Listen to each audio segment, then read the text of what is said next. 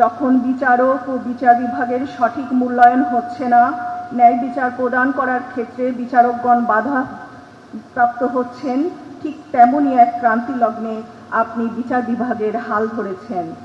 তাই আমরা আশাবাদী, মাননীয় প্রধান বিচারপতি মহোদয়ের বলিষ্ঠ নেতৃত্বে বিচার বিভাগ এগিয়ে যাবে, বিচারকদের সঠিক মূল্যায়ন হবে, বিচার প্রার্থী জনগণ ন্যায় বিচার পাবে, সর্বোপরি বিচার বিভাগের সম্মান পুনরুদ্ধার হবে, এক বৈষম্য বিরোধী বিচার বিভাগ গড়ে উঠবে।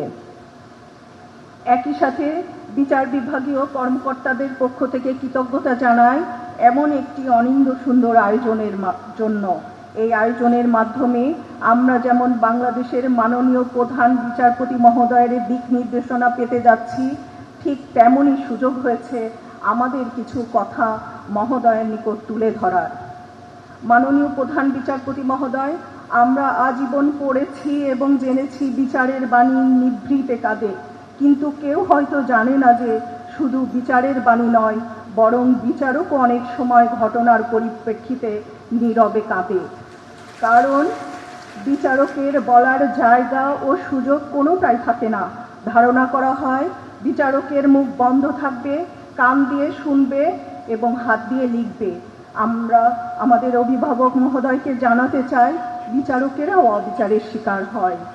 মাননীয় প্রধান বিচারপতি মহোদয়, হয়তো মনে হবে আজ আমরা শুধু দাবির ঝুলি নিয়ে এসেছি, কিন্তু অভিভাবকের কাছে ছাড়া আমাদের তো বলার কোনো জায়গা নাই।